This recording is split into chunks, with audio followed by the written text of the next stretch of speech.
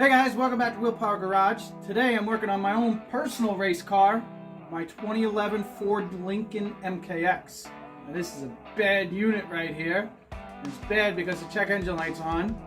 And in New York State I need an inspection, which I can't get because my check engine light's on. And it's all because of the fuel filler neck.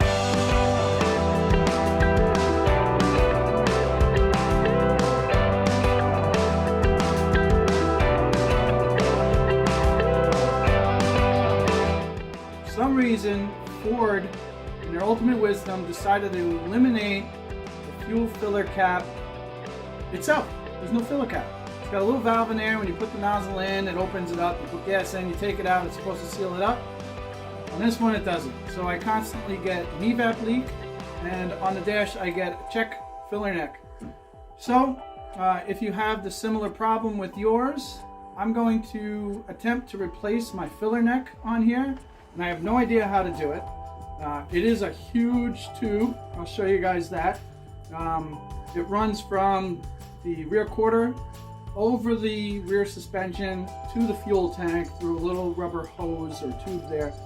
Hopefully I can get that in and get the old one out, the new one in, without having to remove any kind of suspension stuff. And then hopefully ultimately that actually fixes my issue. So follow along, and if you haven't already, don't forget to subscribe, like, and share this video. All that stuff helps me and motivates me to keep making these videos, because I have to be honest, it'll take a lot of time to make the video when I can just kind of knock these out. So, doing this for you guys. But with that being said, let's get this thing up in the air and take a look at what we have to do. Alright everyone. So this is the tube that I need to replace. You can see how long that thing is. At the end here it gets this little rubber connector which goes to the fuel tank.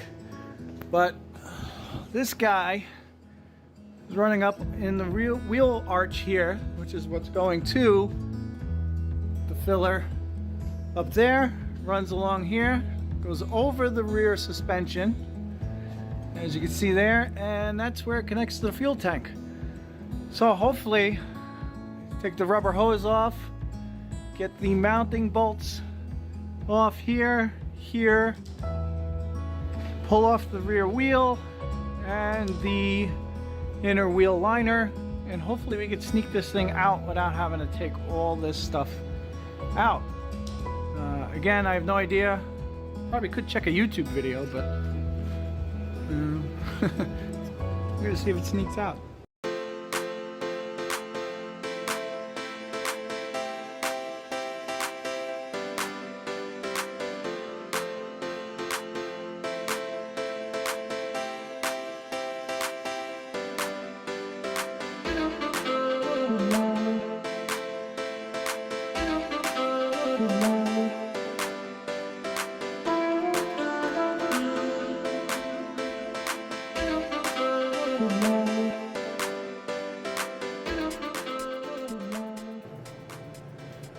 Alright, so I got the wheel liner out.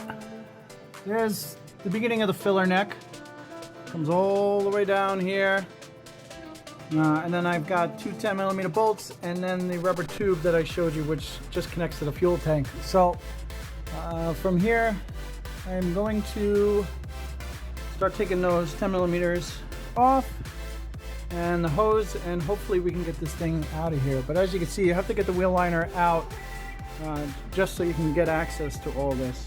It's pretty basic. It's 5.5mm bolts in a couple of spots underneath here on the bumper cover, and then just a couple of push rivets, pins, I don't know what you really call them, but that holds that inner splash shield on.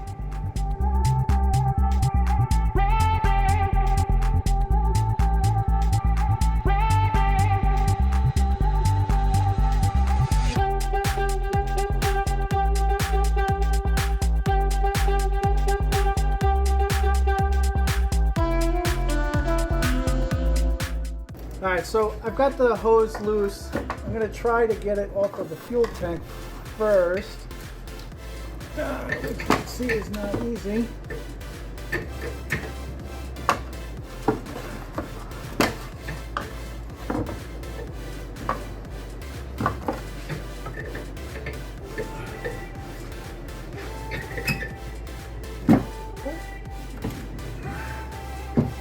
gives me any more room. But this is also why I bought a new hose, because I was afraid this one was going to be hard and brittle and not want to come off.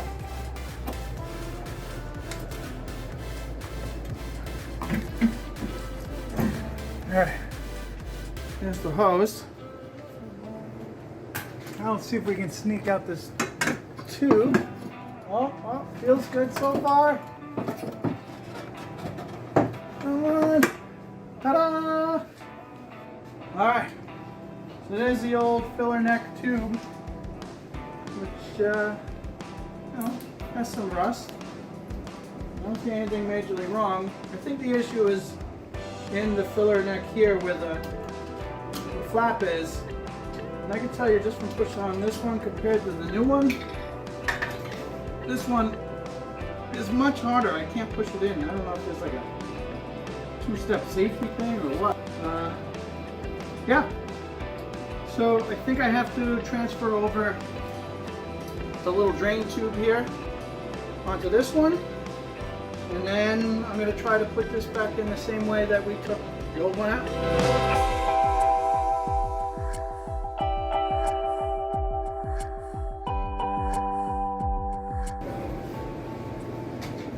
Spray a little silicone spray in here and make it this over those two pipes a little easier.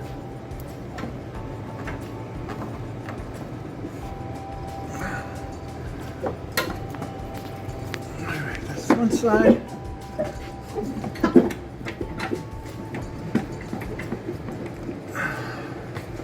Gas tank side. Okay guys, so I have the new filler neck in, the rubber hose is in.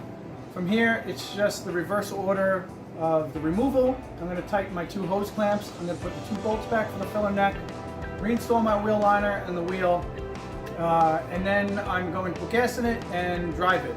I'm going to clear the code. Hopefully the code doesn't come back. I should know relatively soon. My scan tool, I can at least check the readiness monitors to know that everything is passed, everything is working. I can't force the test. I don't know how to do that on this car. I don't have any Ford specific scan tool. Alright, so we're in the car now. As you can see, I have one of 5 codes. Evaporative emissions, system leak. This one says gross leak. And it's pretty much all evaporative code leaks.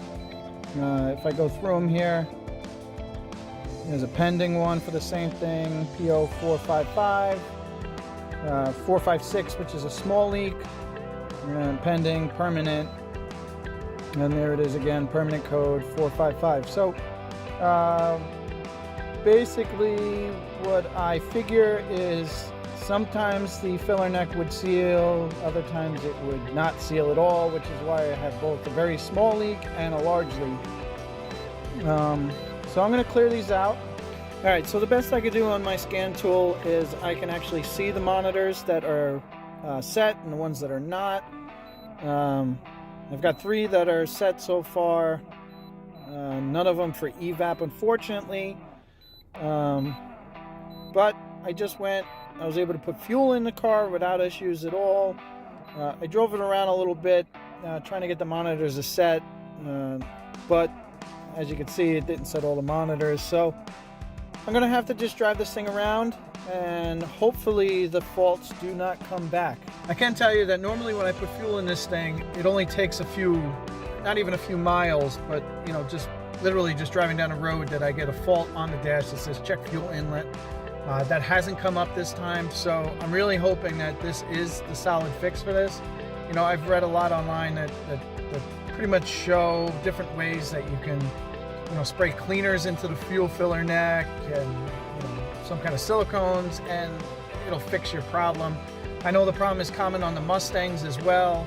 Basically any Ford product that has the capless filler neck.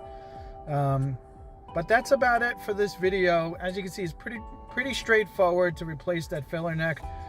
Even though I did it on a lift, the way I twisted it out, you probably can get it out just the same with a basic floor jack and a set of jack stands. So, you know, save yourself some money from someone else doing it and do it yourself. But that's it for today's video.